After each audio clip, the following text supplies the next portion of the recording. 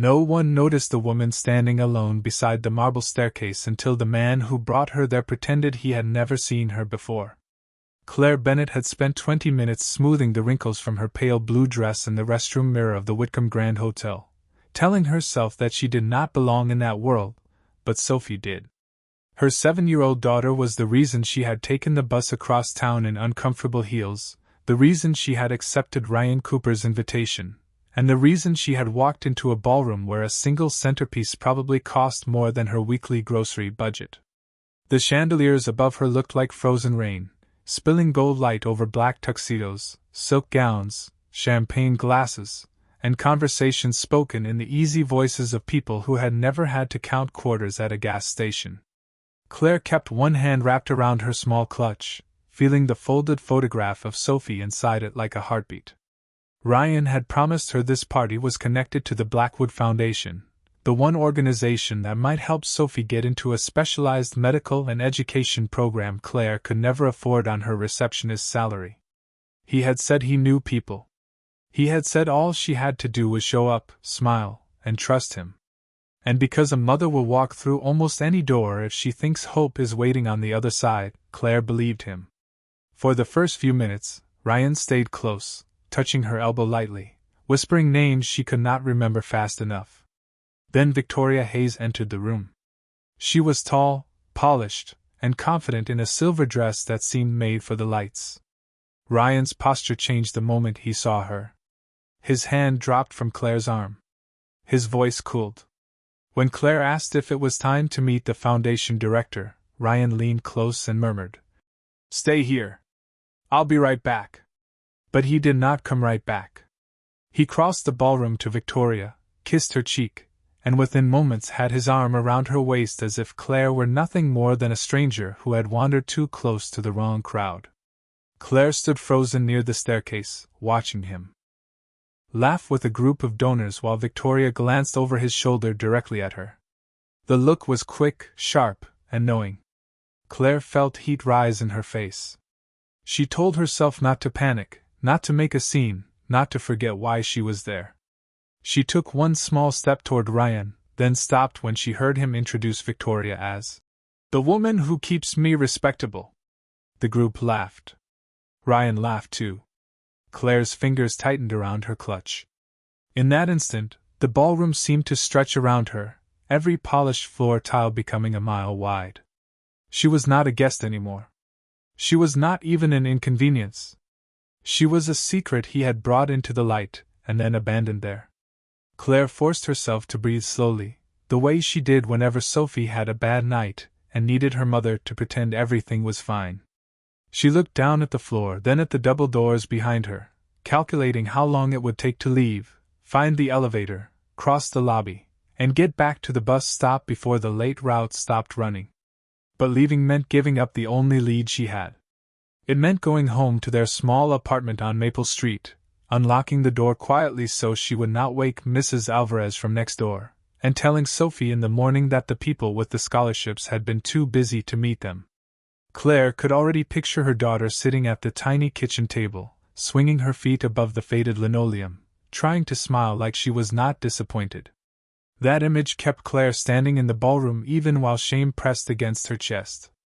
For the past year, Sophie had been in and out of appointments, evaluations, and waiting rooms with beige walls and old magazines. She was bright, curious, and stubborn in the sweetest way, but she needed specialized support that Claire's insurance would not fully cover. Every month, Claire stretched her paycheck until it felt thinner than paper. She clipped coupons, skipped haircuts, bought second-hand school clothes, and told Sophie that peanut butter sandwiches tasted better when they were cut into stars. She never called it sacrifice. She called it being a mother.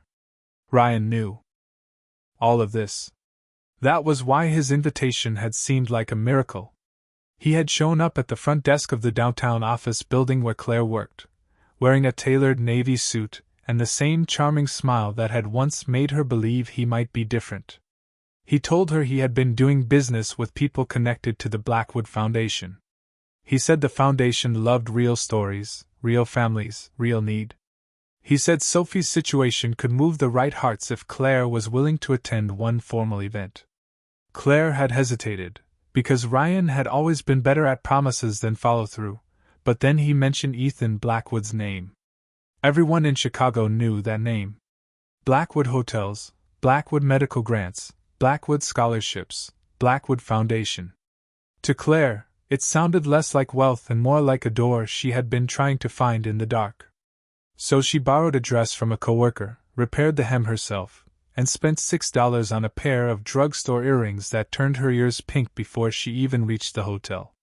Now, watching Ryan smile beside Victoria, Claire understood something painful. He had not brought her here to help her.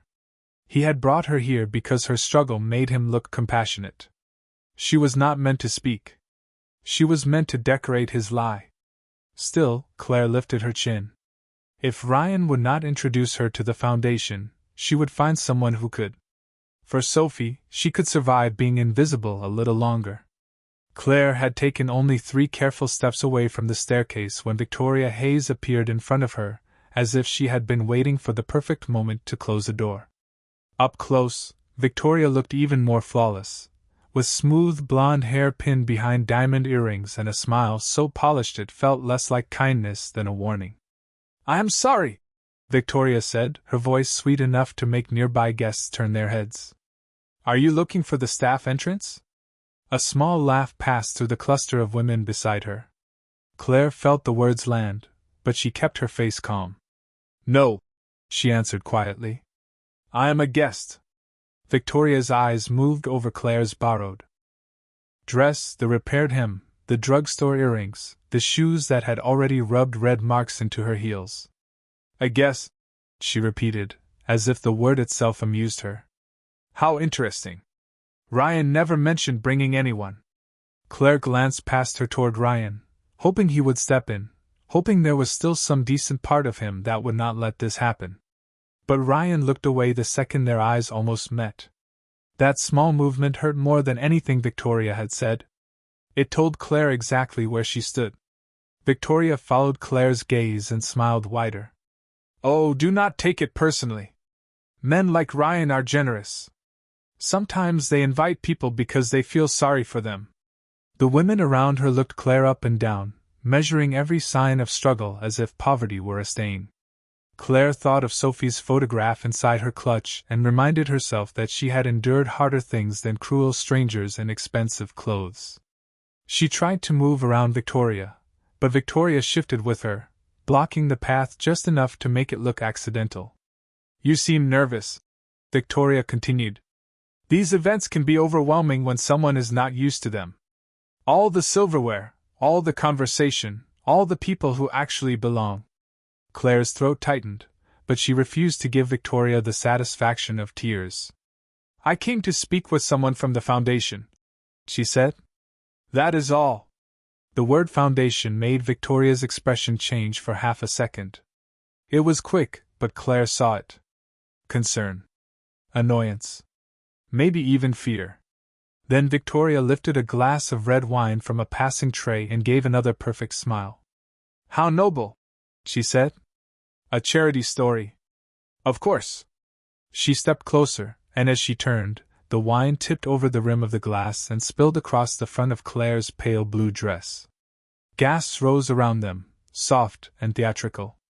The red stains spread quickly through the fabric, warm against Claire's skin, impossible to hide.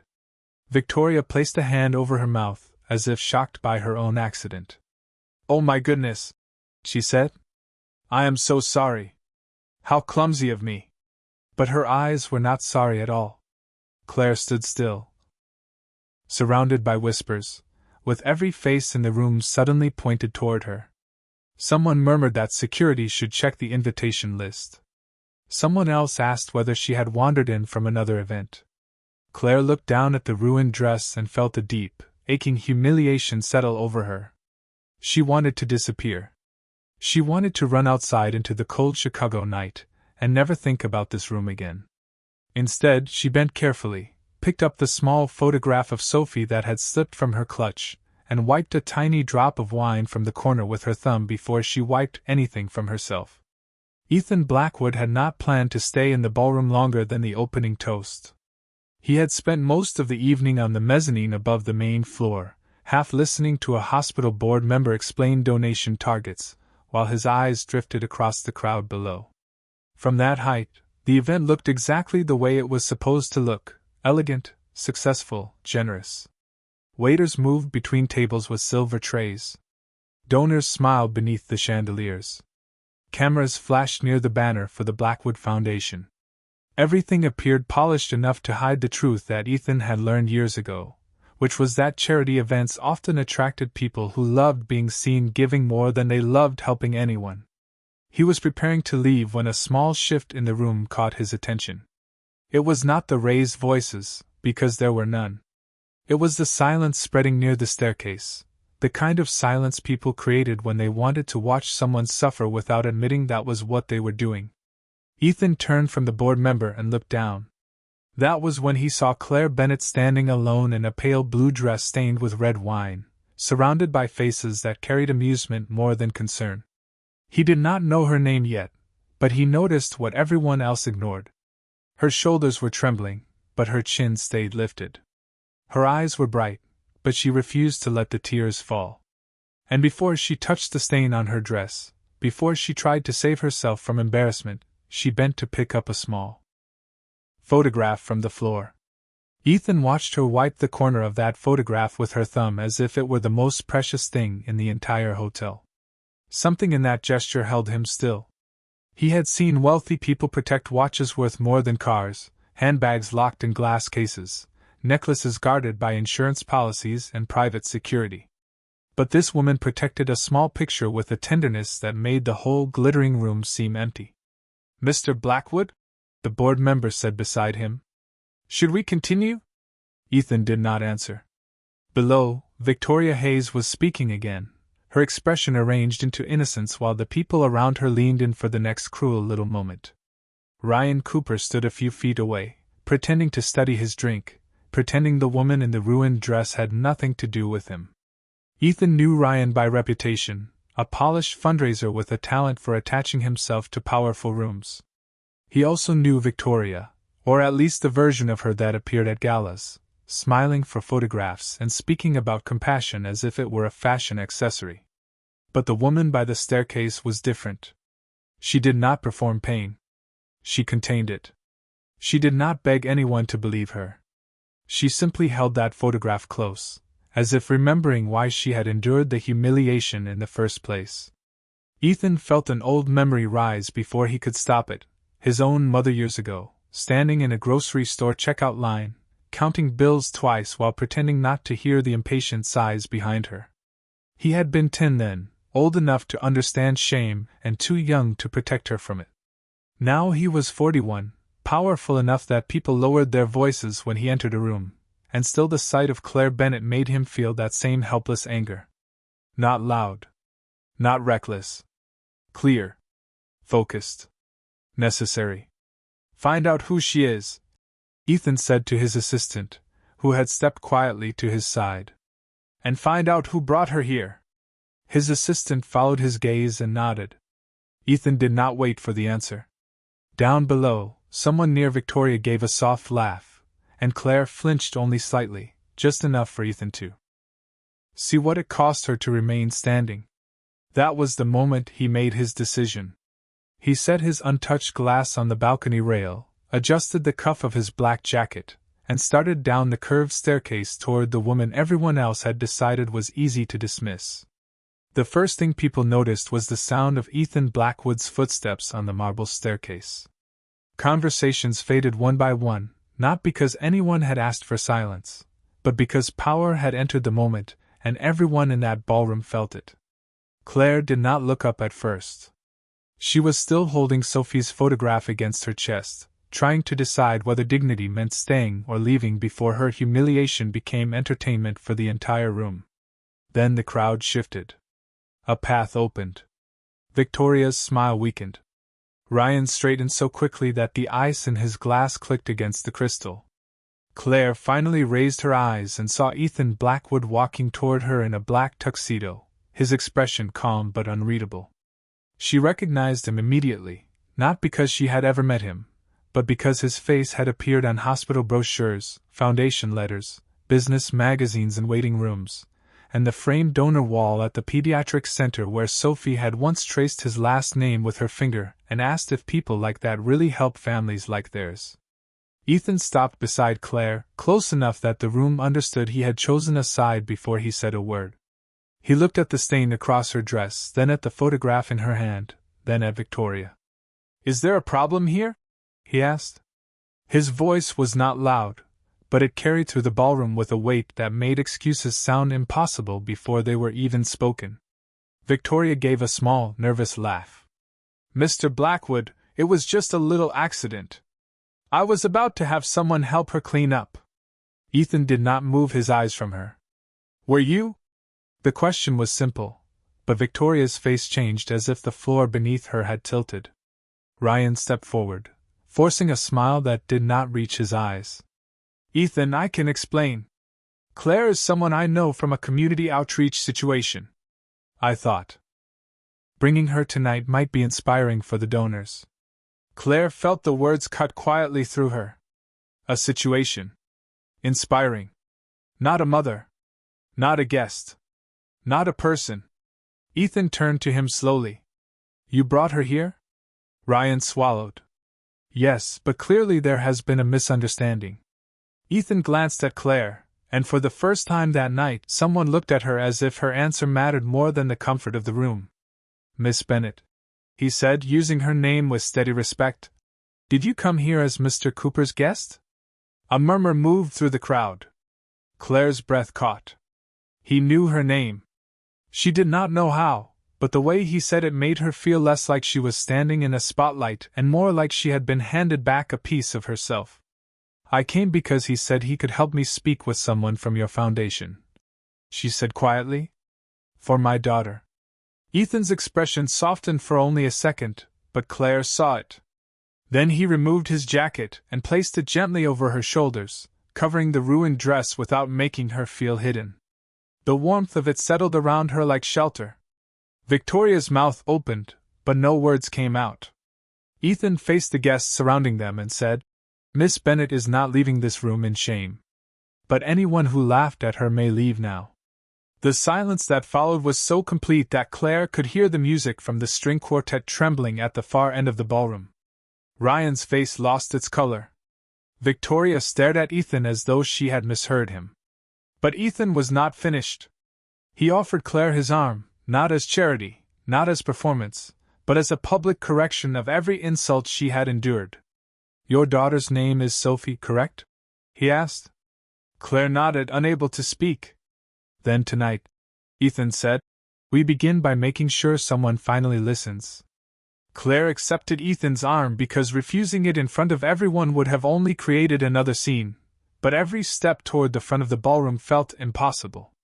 The jacket around her shoulders was warm, expensive, and heavier than anything she owned, and she was painfully aware of the hundreds of eyes following her. Across the marble floor, some people looked embarrassed now. Others looked curious, as if her pain had suddenly become valuable because Ethan Blackwood had noticed it. Claire kept Sophie's photograph tucked safely in her palm and reminded herself that she had not come here to be rescued. She had come here to be heard. Ethan led her to a quieter area near the donor tables, where tall windows overlooked downtown Chicago glowing beneath the night sky. A waiter hurried over with napkins and club soda, but Ethan lifted one hand gently. "Please give us a moment." The waiter stepped back. Claire pulled the jacket tighter, then looked at Ethan with all the courage she had left. "You do not have to do this," she said. "I appreciate what you did, but I do not want to become some sad story people repeat tomorrow over coffee." Ethan studied her for a moment, and his expression changed. Not pity. Not surprise. Respect.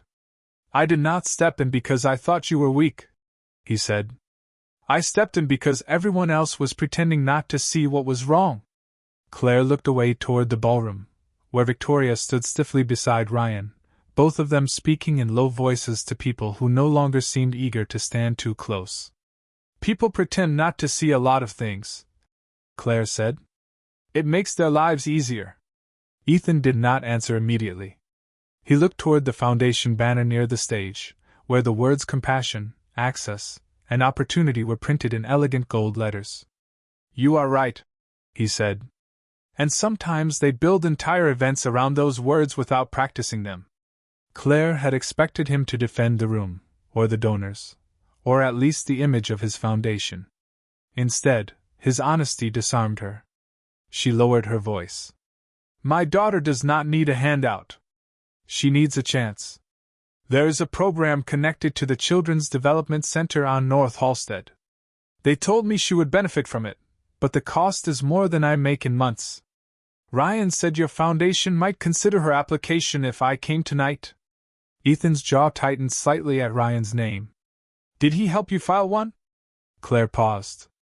The question landed in a place she had tried not to examine too closely. He said he had contacts. He said formal applications took too long. Ethan's eyes moved toward his assistant, who stood a few feet away with a tablet already in hand. There is always a formal application, Ethan said quietly. And no family should have to stand in a ballroom and be humiliated to receive one. Claire felt her face burn again, but this time not from shame alone. It was anger, small but steady, finally finding space inside her. Then maybe I was foolish for coming. No, Ethan said firmly. You were a mother trying every door that was offered to you. That is not foolish. The words struck Claire harder than she expected. For so long, she had been told in quiet ways that needing help made her careless, that being tired made her less capable, that raising Sophie alone meant every closed door was somehow her fault. But Ethan said it as if the truth were simple. She had been trying. That was all. Claire looked at him, really looked at him, beyond the polished tuxedo and the famous name. Why do you care? She asked. Ethan glanced down at the photograph still in her hand. Because when you dropped that picture you protected it before you protected yourself, he said. That told me everything important about you. Claire's fingers closed around Sophie's photo. Across the room, Ryan's laugh sounded too loud and too false. Ethan turned toward his assistant. Pull every record connected to Ryan Cooper's donor outreach tonight. Guest lists, sponsorship notes, foundation contacts, all of it. Then he looked back at Claire. And Miss Bennett, whatever happens next, your daughter will be treated like an applicant, not a favor. For the first time that evening, Claire felt her breath settle. She still stood in a stained dress beneath borrowed warmth, surrounded by people who had judged her before knowing her name. But something had shifted. She was no longer standing alone. The truth did not arrive with shouting or dramatic accusations. It arrived quietly on a tablet screen in the hands of Ethan's assistant, and somehow that made it worse. Claire stood beside the donor table with Ethan's jacket still around her shoulders, while the ballroom tried to pretend it had returned to normal. The string quartet began playing again, but the music sounded thinner now, stretched over a room full of people waiting to see what Ethan Blackwood would do next. Ryan Cooper kept glancing toward the exits. Victoria Hayes had stopped smiling entirely. Ethan's assistant, a calm woman named Margaret Ellis, stepped close and spoke in a low voice meant only for Ethan and Claire. There is no application under Sophie Bennett's name, she said. Claire felt the words pass through her before she fully understood them.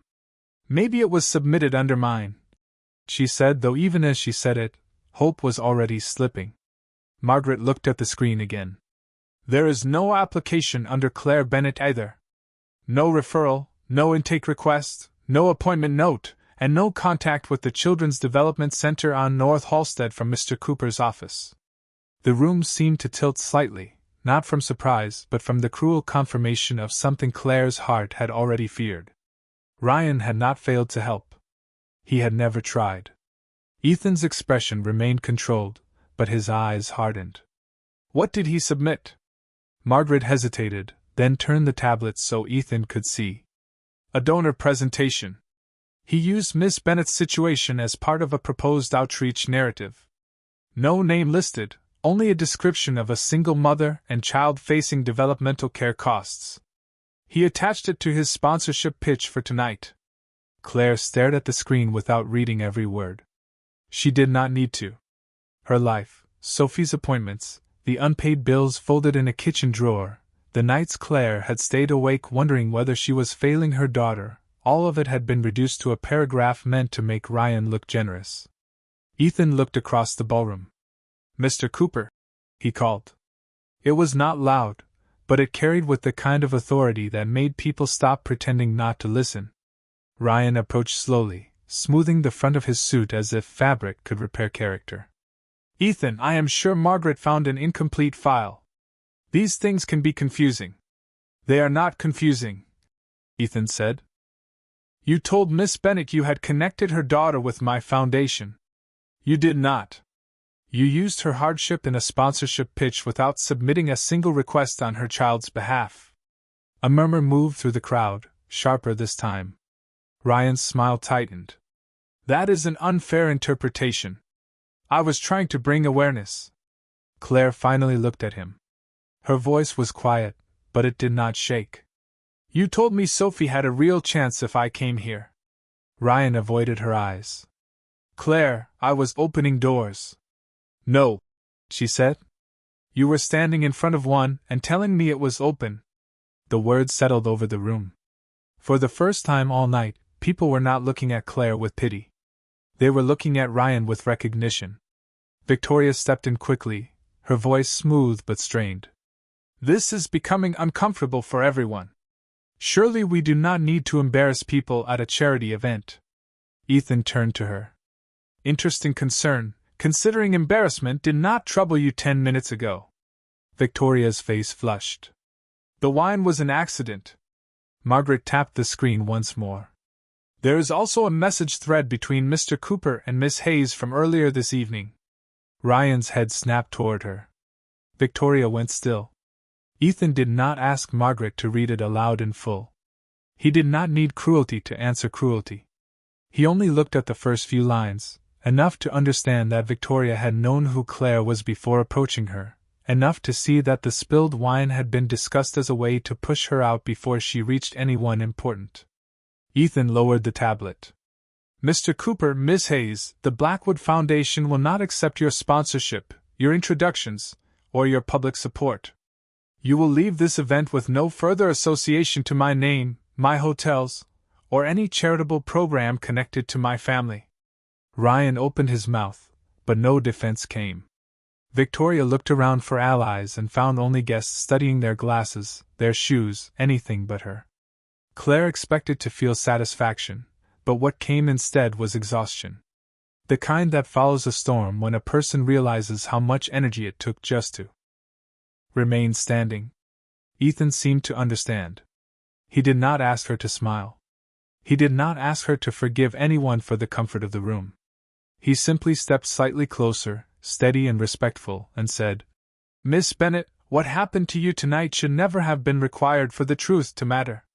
Claire held Sophie's photograph against her heart and looked at Ryan one last time. "My daughter is not your story," she said. "She is my child." And in the silence that followed, everyone in the ballroom finally understood the difference. After Ryan and Victoria were escorted from the ballroom by hotel staff with the quiet formality reserved for people who had lost the privilege of being important, the room remained suspended in an uneasy silence. No one seemed to know whether to return to dinner, applaud, apologize, or pretend they had not been part of the cruelty only minutes before. Claire stood near the front of the room with Ethan's jacket still around her shoulders, feeling every stare but no longer shrinking beneath them. Something had changed, not because her dress was less stained or her situation less difficult, but because the truth had been spoken where lies had been comfortable. Ethan walked to the small stage at the center of the ballroom, where the Blackwood Foundation banner hung behind a glass podium. The event coordinator hurried toward him with a stack of note cards, but Ethan shook his head. He did not need a prepared speech. He looked out at the donors, the executives, the guests in gowns and tuxedos, and when he spoke, his voice carried without effort. "Tonight was supposed to be about access," he said. "Access to care, access to education, access to opportunity for families who are too often ignored until their pain can be turned into a story that makes someone else look generous." A few people lowered their eyes. Claire did too, but for a different reason. She felt the words in a place she had kept guarded for years. Ethan continued. A few minutes ago, a mother stood in this room asking for a chance for her daughter. Not special treatment. Not attention. A chance. And instead of being guided to the right person, she was used. Dismissed, and humiliated. He paused, and the silence deepened. That ends tonight. Claire looked up. Ethan turned slightly toward Margaret, who was already listening with her tablet in hand. Effective immediately, the Blackwood Foundation will open a dedicated family access program for single parents seeking developmental, medical, and educational support for their children. No private introductions. No social gatekeepers. No donor deciding whose pain is worth noticing. Families will be able to apply directly, and every application will be reviewed by professionals, not by people looking for applause. A wave of murmurs moved through the ballroom, but this time it was not mockery. It was surprise, discomfort, and something close to awakening. Ethan looked toward Claire, not placing her on display, but inviting her into the truth of the moment. Miss Bennet, you owe this room nothing. But if there is anything you want these people to understand, they should hear it from you, not from me. Claire's first instinct was to step back. Public speaking terrified her. Being watched had already cost her too much that night. But then she thought of Sophie, of every appointment where she had filled out forms with tired hands, of every mother she had seen in waiting rooms pretending she was not scared. Claire walked slowly to the stage. Ethan stepped away from the podium so it belonged to her completely. She looked at the crowd and held Sophie's photograph between both hands. My daughter is 7, she said. She loves space books, blueberry pancakes, and asking questions I do not always know how to answer. She is not a charity example. She is not a sad paragraph in a folder. She is a child who deserves the same chance as any child in this room would get without having their mother beg for it. Her voice grew steadier. And I am not the only mother who has stood outside a door wondering if she was too poor, too ordinary, or too invisible to knock. No one moved. Even the cameras seemed quiet. Claire took one breath and finished softly. If this foundation helps families like mine, then please make sure it sees us before we are desperate enough to trust the wrong people. When she stepped back, the applause began slowly, then spread through the ballroom until it filled the high ceiling above her. Claire did not smile for the applause. She smiled because, for the first time that night, she felt Sophie's future move 1 inch closer.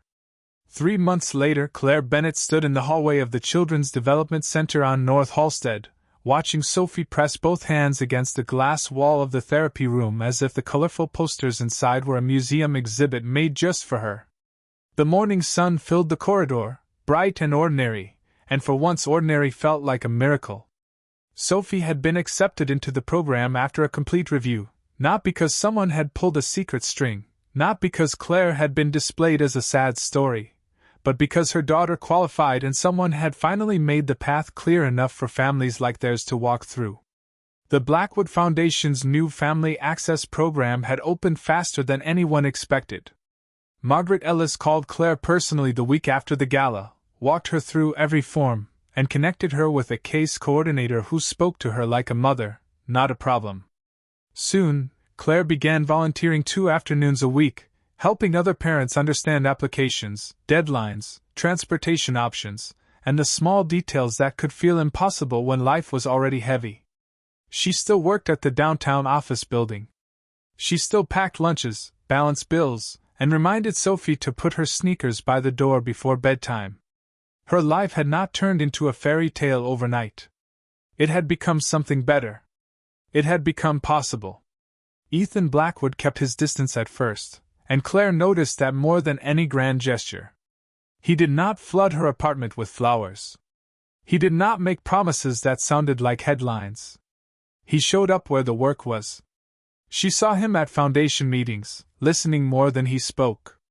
She saw him ask parents what rules made help harder to receive. She saw him replace polished speeches with practical decisions. And each time, Claire understood a little more that the man who had placed a jacket over her shoulders had not been performing kindness for a room. He had been choosing it. One Friday afternoon, after Sophie finished her session, Claire stepped outside the center and found Ethan waiting near the curb beside a black sedan, holding a small white bakery box tied with string. He looked almost nervous, which made him seem less like the billionaire on magazine covers and more like a man hoping he had arrived at the right moment. Sophie spotted him first and waved with both hands. "Mr. Blackwood, did you bring cupcakes?" Ethan smiled. "Blueberry muffins, actually.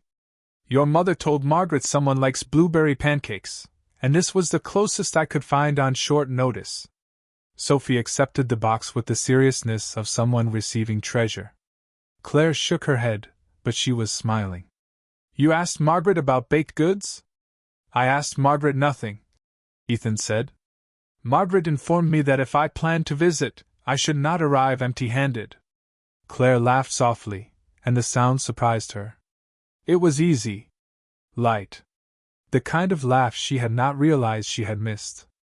Ethan looked at her then, not at the woman from the gala, not at the mother who needed help, not at a symbol for a new foundation program, but simply at Claire. "I wanted to ask you something," he said. "No pressure. No cameras. No audience." Claire held his gaze. "All right." Ethan glanced at Sophie, then back at Claire. "Would you let me take both of you to dinner tonight? Somewhere simple. There is a place near Lincoln Park with the best grilled cheese in Chicago, according to a very demanding 7-year-old review I once read." Sophie gasped as if the decision had already been made. Claire looked down at her daughter's hopeful face, then back at Ethan. For so long, she had measured every offer by what it might cost her dignity. But this one felt different. It did not feel like rescue. It felt like respect. "Dinner sounds nice," Claire said. Ethan's smile was quiet, but it reached his eyes. Sophie slipped one hand into Claire's and the other around the bakery box, already talking about whether grilled cheese counted as a fancy meal if it came with fries. As they walked toward the car together, Claire thought back to the night at the hotel, to the ruined blue dress, the whispers, the terrible feeling of being abandoned in a room full of people. She no longer wished that night had never happened. Not because the pain had been fair, but because she had walked out of it with her name, her voice, and her hopes still intact. And beside her now was a man who had not saved her by making her smaller, but by standing beside her until everyone else was forced to see how strong she had been all along.